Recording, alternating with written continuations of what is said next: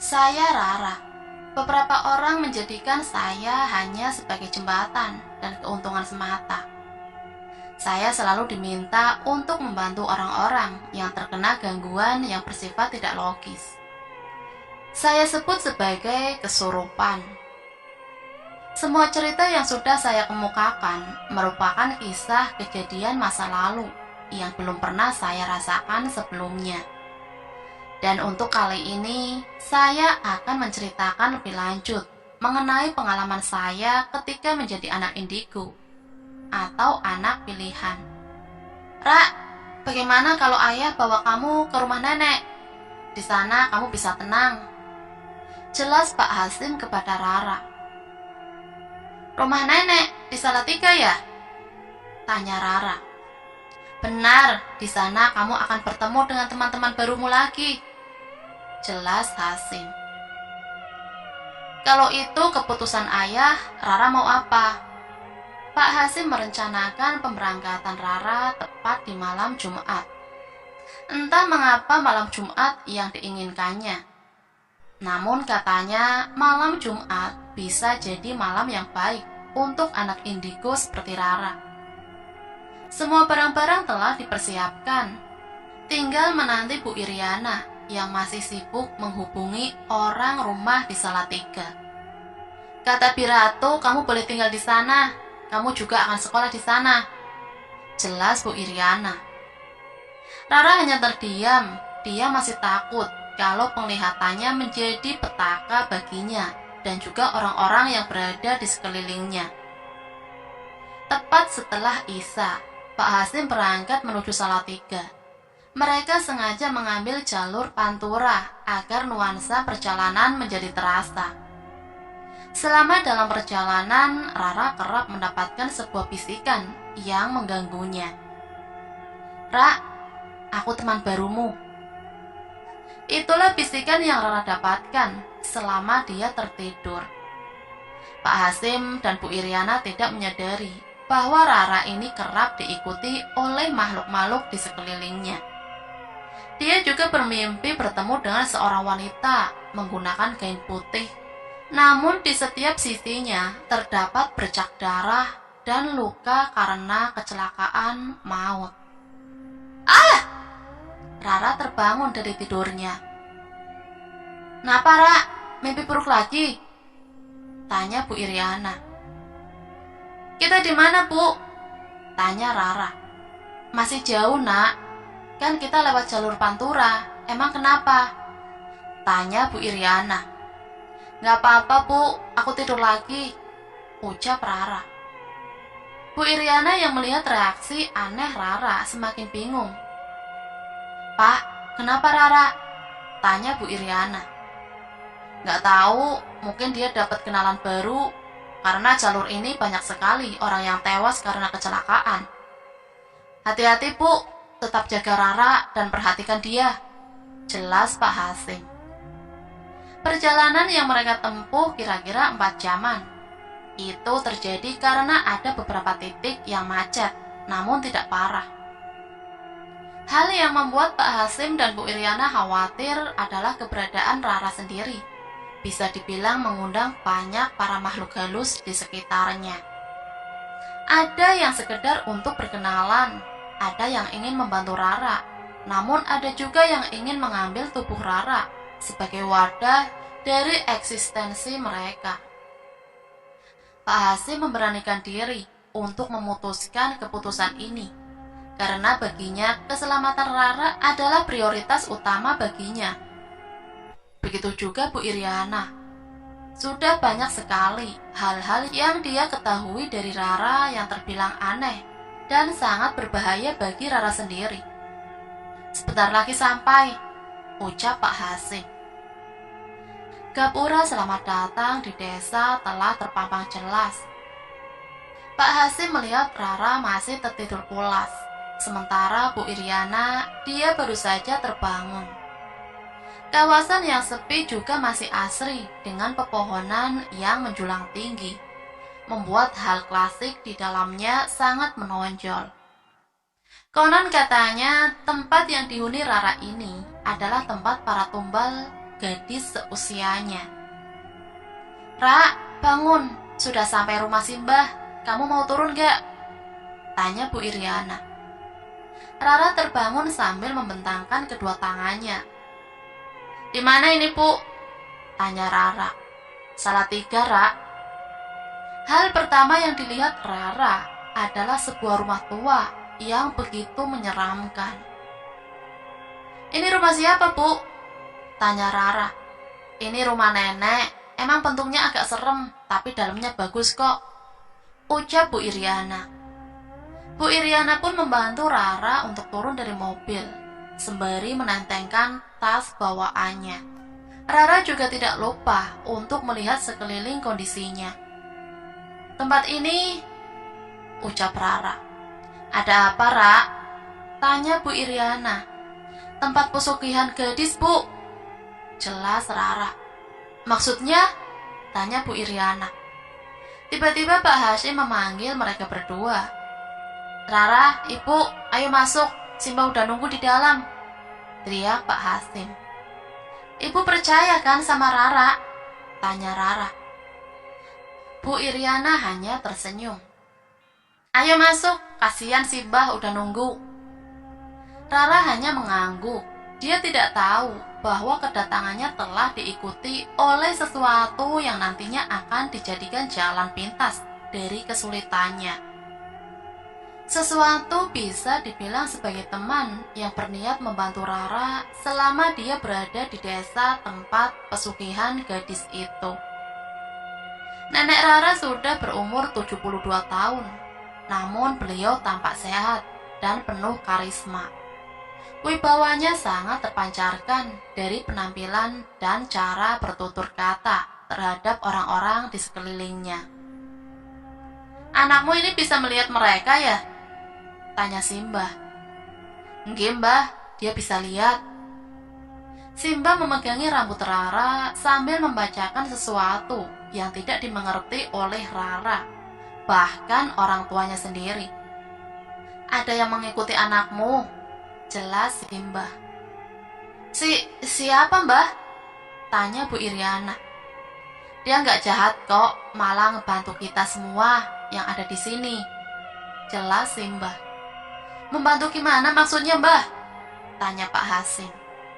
"Teman Rara yang satu ini menghalau para pebuluk untuk mengambil Rara ketika berada di gapura depan desa," jelas Simbah. "Pebuluk? Setan, Mbah?" tanya Bu Iriana. "Dia adalah dalang dari pesugihan dan tumbal gadis di desa ini." Rara terkejut ketika ada sebuah tangan yang menyentuh pundaknya. "Tenang saja, temanmu ini tidak jahat, karena dia merupakan korban dari pebuluk itu sendiri," jelas Simbah. "Bentuk pebuluk seperti apa, Mbah?" tanya Rara. Simbah terdiam sesaat.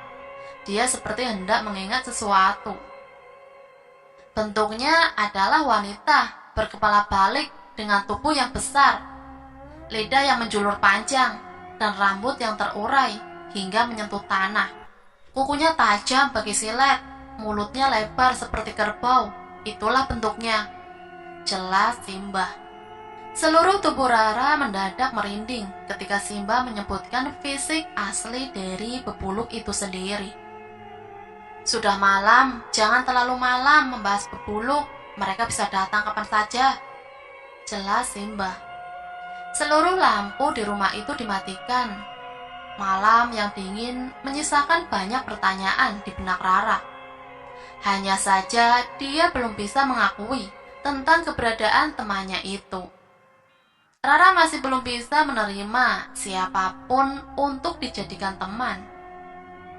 Keesokan paginya, Simbah telah menyiapkan makanan dibantu dengan ibunya. "Ra, ayo makan dulu," jelas Bu Iriana. "Rara mau ke kamar mandi dulu, Bu," ucap Rara. "Kamar mandi ada di belakang, lurus aja," jelas Simbah. Rara segera menuju ke belakang rumah dengan wajah menahan kebelet kencing. Dia pun segera masuk ke dalam kamar mandi tanpa berdoa terlebih dahulu. Mungkin dia lupa bahwa di dalam kamar mandi juga terdapat sesuatu yang tidak diketahuinya. Rara tampak lega ketika dia telah pipis dengan lancar. "Ra, aku temanmu," jelas sesuatu di belakang Rara. Pundak Rara disentuh lagi. Sentuhan itu sama yang dirasakannya ketika malam hari dia sedang bercengkrama dengan keluarganya ketika sedang membahas pebulu. "Kak, kamu siapa?" tanya Rara. Rara tidak berani melihat wajah sosok itu. Dia tahu ada bercak darah di tubuhnya. Rara masih belum bisa menerima sosok makhluk yang memiliki perangai wajah yang buruk. "Aku korban pebulu," jelas sosok itu. "Pebulu?" tanya Rara. Sosok itu menghilang bersamaan dengan suara Bu Iriana yang menghampirinya ke kamar mandi. "Ra, kok lama banget di kamar mandinya?" tanya Bu Iriana. Ini Bu, udah kok." "Ayo cepat makan dulu." "Iya Bu." Rasa penasaran Rara menjadikan dirinya harus mengetahui secara detail siapa sosok itu sebenarnya. Jalan satu-satunya adalah dengan menanyakan hal ini kepada neneknya yang lebih tahu akan bebuluk itu sendiri. "Habis ngapain aja, Ra, di kamar mandi?" tanya Pak Hasim sambil menyeduhkan teh hangat untuk Rara. "Tadi ada sesuatu di sana, Pak," ucap Rara. Bu Iriana dan Pak Hasim terkejut mendengar hal itu. Ternyata mata batin Rara masih terbuka. "Pamalinya masih berlangsung?" tanya Pak Hasim. "Bukannya pas itu udah ditutup, kok masih bisa ngelihat, Ra?" tanya Bu Iriana. "Nggak tahu, Bu, aku juga baru tahu ketika pundak itu selalu disentuh sosok itu," ucap Rara sambil memegangi pundaknya. "Pak, ini bahaya nggak? Apalagi Rara mau ditinggal di sini," tanya Bu Iriana. "Apa kita batalkan saja? Rara kita ajak balik ke Cirebon lagi?" tanya Pak Hasim. Rara menundukkan kepalanya. Dia tahu pamali itu masih berlangsung padanya. "Tidak usah ke Cirebon lagi. Beri dia waktu untuk mengadaptasi di sini," ucap Simba perlahan menghampiri Rara. Rara sudah besar, seharusnya dia bisa menyeimbangkan kemampuannya. Namun ini membutuhkan waktu, jelas Simba. "Mbah, bebulu itu suka ngambilin gadis di desa ini." Simba memandangi wajah Rara dengan serius. Lalu dia mengusap dahinya yang terus-menerus mengeluarkan keringat. "Biasanya bebuluk itu memancing wanita itu dengan uang. Karena itu jangan sekali-kali terperdaya kepada uang," jelas Simba. Pak Hasim menyimak penjelasan Simba. Jika bebuluk itu memancingnya dengan uang, pasti ada sesuatu yang menjadikannya wadah. Bisa dibilang ada orang suruhan yang melakukan itu, jelas Pak Hasim. Simba ikut duduk di sebelah Rara. Ikatan perjanjian dirinya dengan bebuluk sangat mengerikan. Jika tidak bisa memberikan apa yang diinginkannya, maka dia akan terkena tumbal oleh bebuluk itu sendiri, jelas Simba. Simba merupakan orang yang sudah lama menempati desa itu. Namun lambat laun, desanya semakin sepi akibat ulah bebuluk yang mencari mangsa. "Nanti akan kuajak menuju anak warga. Siapa tahu kamu bisa berteman baik dengannya," jelas Simba. Pak Hasim dan Bu Iriana setuju akan hal itu. Siapa tahu dengan adaptasinya Rara, dia semakin betah tinggal bersama neneknya. Namun tentu saja ketakutan dan kekhawatiran selalu menyelimuti diri Bu Iriana. Yang paling dikhawatirkan adalah ketika Rara sama seperti dulu. Dia terjun ke dalam permasalahan yang bisa saja membuatnya terancam suatu saat. Setelah makan, Rara diajak keluar oleh Simba untuk menghirup udara segar sambil mengitari perkampungan di desa. Di situ warganya sangat ramah-ramah. memakai bahasa Jawa yang halus dan sopan. Tentu saja hal ini yang mendukung Rara untuk tinggal lama di tempat simbahnya. Simba menuju rumah warga yang berdekatan dengan sawah. Rumah itu walaupun sudah tua, namun masih kuat dan jejek atau tegak. Rahasia orang dulu buat rumah, setiap rumah selalu diberi sesuatu agar kuat dan tak roboh. "Ratmini, mana anakmu?" ucap Simba. "Ada apa, Mbah? Siapa itu, Mbah?" tanya Bu Ratmini. "Cucuku," jawab Simba. "Ya Allah, cantiknya, Mbah," jelas Bu Ratmini. Ada yang aneh di sini. Bu Ratmini hanya tinggal bersama anaknya seorang. Hubungan dekat antara Ratmini dan Simba sangat erat, sampai-sampai warga menyebut mereka berdua adalah saudara, namun tak sedarah. Simba segera memasuki rumah Bu Ratmini dan diikuti oleh Rara yang sedari tadi mematung, karena dia merasakan kedatangan satu sosok di dalam rumah itu. Sosok itu seperti menjaga rumah ini dari dalam. Hendak masuk, namun bulu kuduk Rara merinding. Jika tidak masuk, dia merasa sangat tidak enakan. Akhirnya mau tidak mau, Rara masuk ke dalam rumah itu dengan perasaan terpaksa. "Rara, ini anak Bu Ratmini. Namanya Sinta. Dia adalah anak yang menyendiri.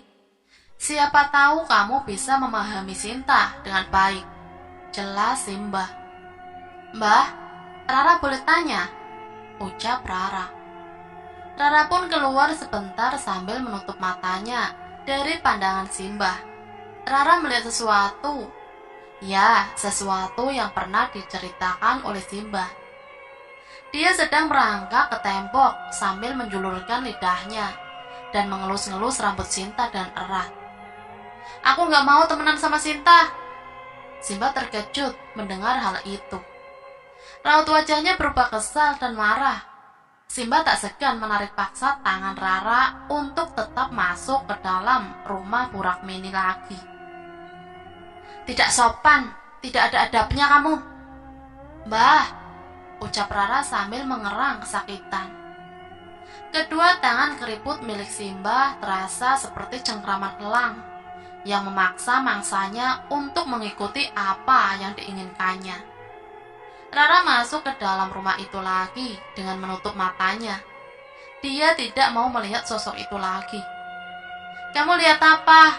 tanya Sinta. Rara agak terkejut ketika suara Sinta benar-benar hadir di telinganya. Seakan-akan dia kira bahwa Sinta tak menyadari apa yang dilihatnya barusan. Simba dan Bu Ratmini memperhatikan dua orang gadis yang sedang membuka percakapan mereka. "Kamu bisa lihat?" tanya Rara. Pertanyaan Rara membuat Sinta tertawa keras, seperti orang gila yang bersorak riang ketika mendapatkan mainan barunya. "Saya bisa melihat semua setan yang ada di sini," teriak Sinta. Rara khawatir jika dia semakin terjun ke dalam kehidupan Sinta, dia akan terkena imbasnya.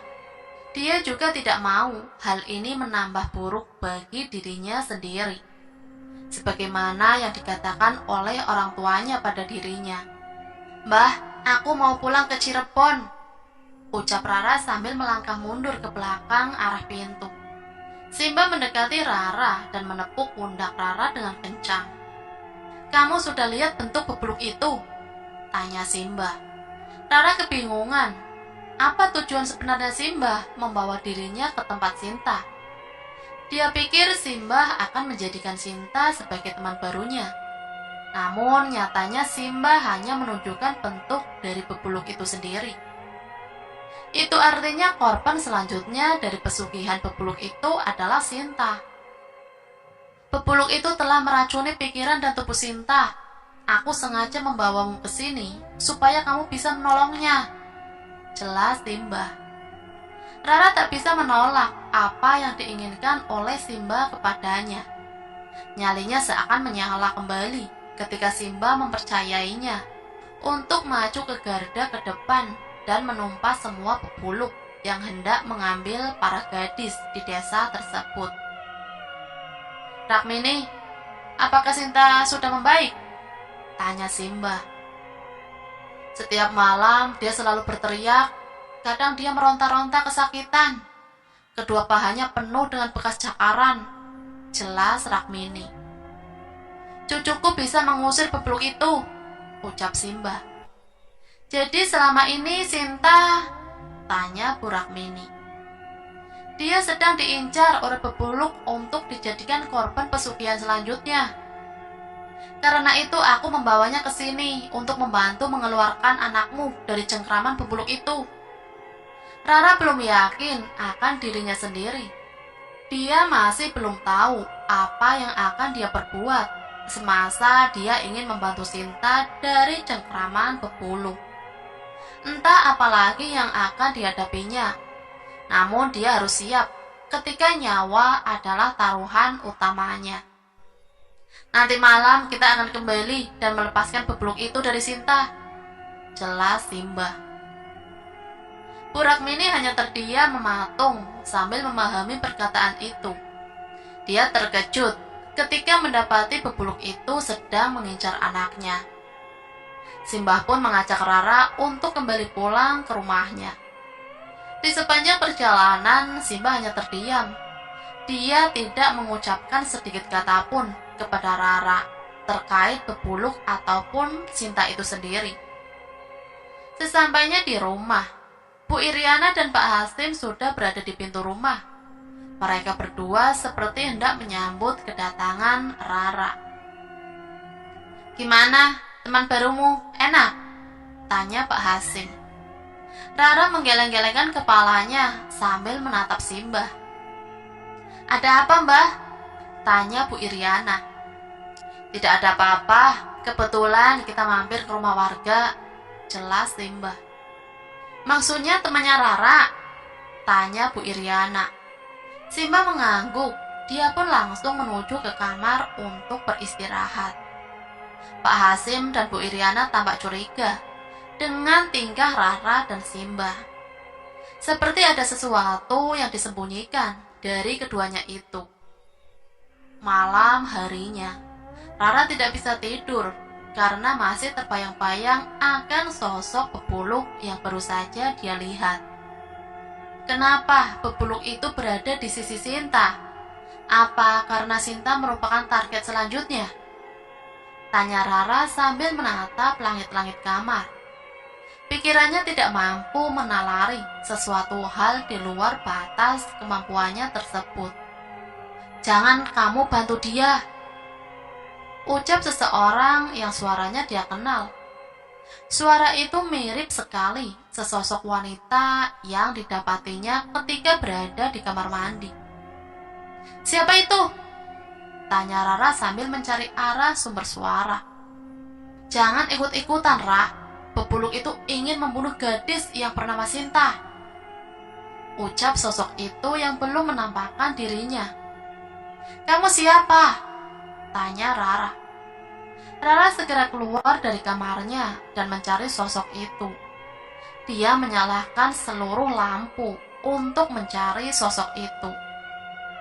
Sekelebat bayangan putih melewati jendela. Tubuh Rara bergetar dengan hebat. "Kak, kamu siapa?" tanya Rara. Rara menuju pintu depan. Dia berusaha meyakinkan dirinya untuk mengetahui siapa sosok itu sebenarnya. "Jangan kamu buka pintunya," ucap Simbah dari belakang Rara. "Kenapa, Mbah?" tanya Rara. Simbah langsung menghalangi Rara untuk membuka pintu tersebut. "Jangan keluar rumah."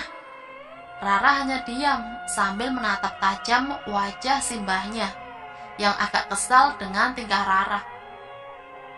"Dia adalah korban pebuluk, jangan dengarkan perkataannya," ucap Simbah. "Tapi dia bilang apa saja?" tanya Simbah.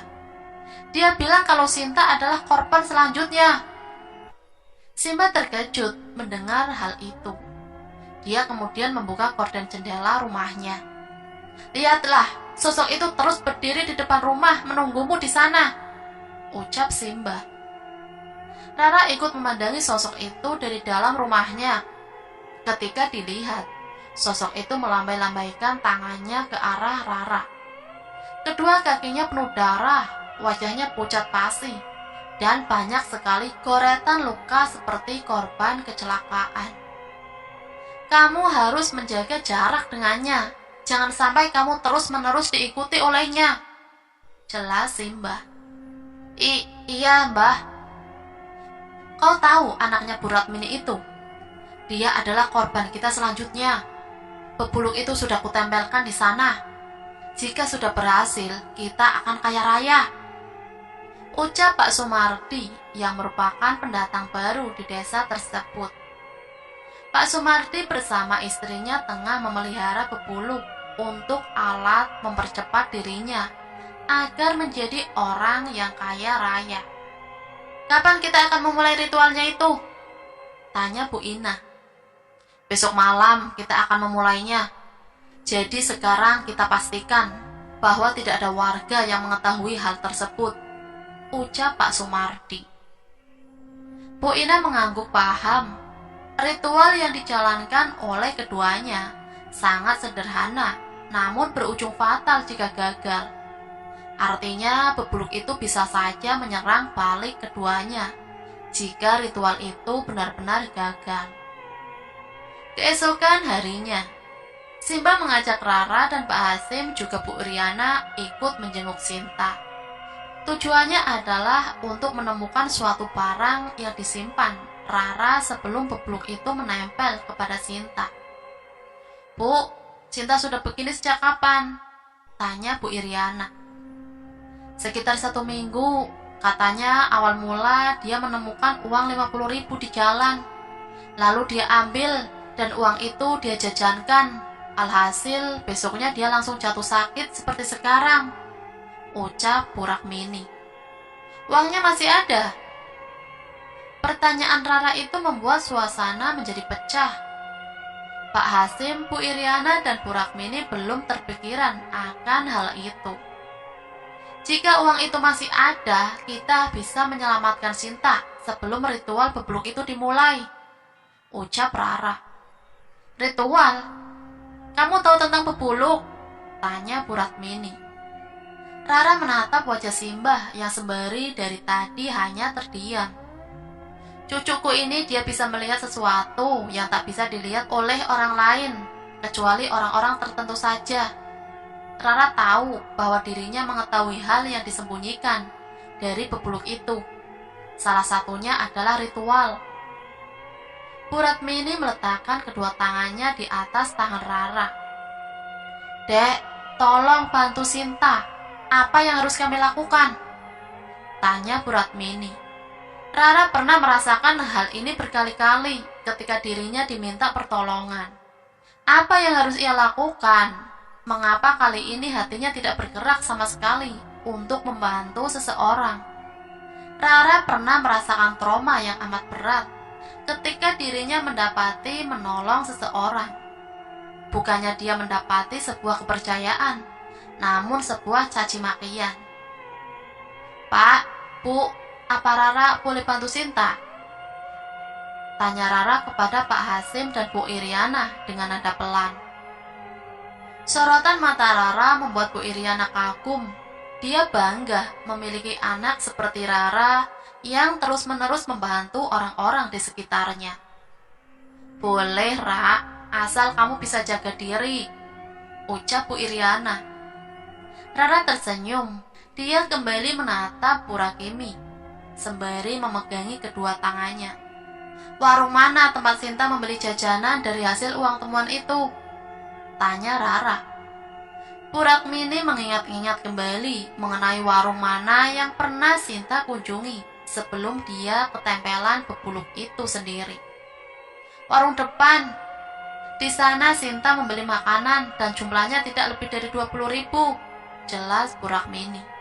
Bu, Pak, Mbah, Rara izin ke warung itu ya. Ra, kamu seriusan? Tanya Pak Hasim.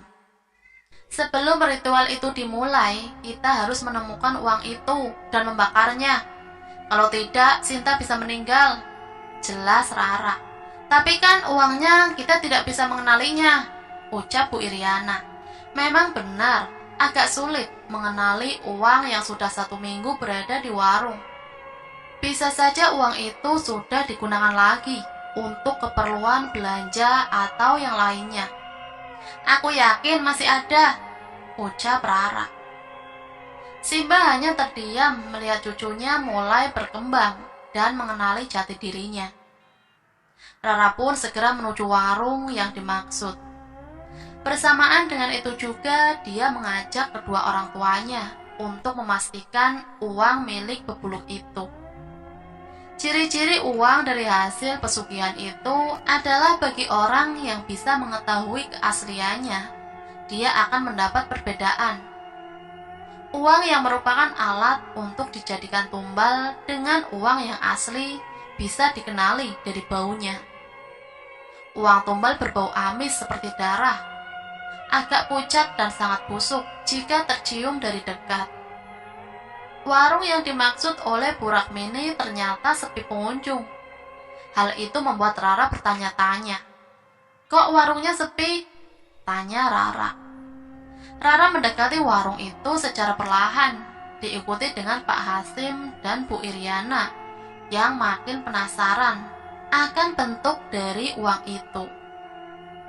Ketika Rara menengok isi warung itu, ternyata puluhan korban bebuluk sedang memenuhi warung itu dengan muka penuh darah. Rara segera mundur dan menutup matanya. Kenapa, Ra? Tanya Bu Iriana. Di situ banyak korban bebuluk, jelas Rara. Pak Hasim segera mendekati warung itu dan melihat uang 50 ribuan tergeletak di lantai. Uangnya, jelas Pak Hasim. Kenapa, Pak? Tanya Bu Iriana sambil memeluk Rara. Uang itu mungkin penyebab warung ini sangat sepi, jelas Pak Hasim. Rara terkejut mendengar hal itu. Dia kemudian membuka kedua matanya sambil menatap wajah ibunya. Bu, ayo selamatkan Sinta. Pak Hasim segera memasuki warung itu, namun baru saja dia melangkahkan kaki di pintu. Seorang nenek tua menghampirinya. Dek, tolong buang uang itu jauh-jauh.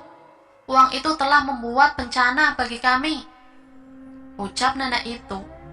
Nek, kenapa dengan uang ini? Tanya Pak Hasim. Uang itu telah merenggut cucu saya kemarin sore. Beberapa keluarga kami juga masih sakit-sakitan. Saya yakin uang itu adalah petaka bagi orang yang memilikinya, jelas nenek itu. Boleh saya ambil? Tanya Pak Hasim.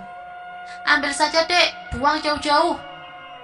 Rara menuju tempat di mana uang itu tergeletak. Namun bapaknya segera menghalangi langkah dari Rara itu sendiri. Ra, biar bapak yang ambil uang ini, ucap Pak Hasim. Pak Hasim segera mengambil uang itu. Dia merasa ada yang berbeda ketika menyentuh uang itu.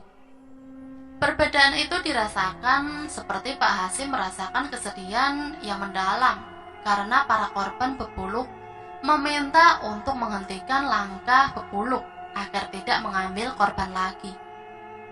Ra, ayo ke rumah Sinta, ucap Pak Hasim. Rara mengangguk. Mereka bertiga bertolak kembali menuju rumah Sinta yang bertujuan untuk menghentikan ritual itu dan mencabut bebuluk yang menempel pada tubuh Sinta. Ketika mereka mendatangi rumah Sinta, terdengar suara teriakan seperti orang sedang kesurupan. Suaranya dapat terdengar dari luar rumahnya. Itu suara Sinta, ucap Rara. Ayo cepat masuk, jelas Pak Hasim. Seketika mereka memasuki rumah Sinta. Rara dan kedua orang tuanya terkejut karena Sinta sedang menempel di tembok sembari tertawa-tawa seperti orang gila. Turun, Nak, turun, ucap Simba. Shh. ucap Sinta sambil mengarahkan telunjuknya kepada Simbah. Rara mendekati Simbah sembari menyerahkan uang itu. "Ini uangnya," jelas Rara. Dia memperlihatkan bentuk uang itu kepada Sinta yang sedang kesurupan. "Ah!" teriak Sinta seperti orang marah. "Ini uangmu kan?" senyum Simbah. Sinta segera turun dan menuju Simbah. "Jangan biarkan Sinta mengambil uang itu. Tahan dia," teriak Simbah. Pak Hasim, Bu Rakmini, dan Bu Iriana segera menahan tubuh Sinta. Konon tenaga Sinta kala itu setara dengan tenaga orang dewasa yang sangat kuat sekali. Sampai-sampai ketiganya merasa kewalahan dan hampir terpental karena tubuh Sinta yang terus memberontak. "Ra, bakar uang ini cepat," ucap Simbah. Rara bingung. Kali ini dia harus menentukan pilihan. Apakah dia akan membantu Sinta atau mengikuti perintah wanita bergaun putih? Rara menengok kanan kiri seluruh ruangan rumah Bu Rakmini yang sudah terisi penuh oleh para korban pebuluk. Karena mengucapkan sesuatu sambil tersenyum dan tertawa-tawa. "Uangnya, pebuluk marah! Uangnya kembalikan, pebuluk marah!" Rara menutup kedua telinganya sambil menangis. "Ra, kamu punya kemampuan yang tidak dimiliki oleh orang lain. Soal orang lain berbalas budi kepadamu, itu bukan tugasmu. Tugasmu hanya membuat baik saja. Hilangkan rasa pamrihmu ketika membantu orang lain, paham?" tanya Simbah. Hati Rara kembali tegar. Dia sadar bahwa menolong orang lain yang terjebak dalam dunia seperti ini bukanlah hal yang mudah. Rara segera mengambil uang itu dan berlari menuju dapur. Dia akan membakar uang itu tepat di atas kompor. Setelah sampai di dapur, Rara segera meletakkan uang itu di atas kompor. Ketika dia ingin menyalakan kompor itu, wanita bergaun putih yang ditemukannya di kamar mandi tersebut menghalangi Rara. "Jangan, lepaskan! Jangan dibakar, lepaskan!" Rara terus melawan cengkraman kuat yang menahan tangannya untuk menyalakan kompor itu. "Lepaskan!" teriak sosok itu dengan wajah penuh amarah dan kesal. "Ah!" teriak Rara sambil menarik tangannya dan segera menyalakan kompor itu. Kobaran api yang berhasil dari kompor itu membuat uang ludes terbakar dan menjadi abu dengan seketika. Sosok yang merasuki Sinta benar-benar telah menghilang. Rara segera berlari menuju tempat Sinta untuk melihat keadaannya. "Sinta selamat, Ra," ucap Pak Hasim. Rara tersenyum lebar, namun dia rasa pebuluk itu belum menyerah. "Mbah, kalau pebuluk itu gagal mendapatkan korbannya, apa yang akan dilakukan oleh pebuluk itu sendiri?" tanya Rara. "Dia akan mengambil jiwa tuanya." "Lalu bagaimana, Mbah?" tanya Rara. Simbah memeluk Rara. "Ada saat-saatnya kita bisa membantu orang lain, namun ada saatnya juga kita untuk tidak membantunya. Semuanya itu tergantung dengan situasi dan kondisinya. Biarkan pebuluk itu bekerja sesuai hak alam. Jangan ragu." Baik, Mbah," ucap Rara. "Rakmini, jaga Sinta. Dia masih bisa diincar kembali," ucap Simbah. "Matur suwun, Mbah, matur suwun," tangis Bu Rakmini. Rara tersenyum ke arah Sinta. "Ra, aku mau peluk kamu boleh?" tanya Sinta.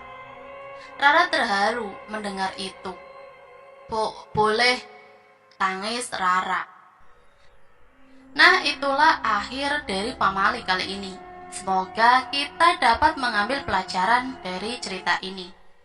Dan mohon maaf apabila ada kesamaan nama maupun tempat kejadian. Itu semua hanyalah kebetulan. Akhirul kalam, wassalamualaikum warahmatullahi wabarakatuh.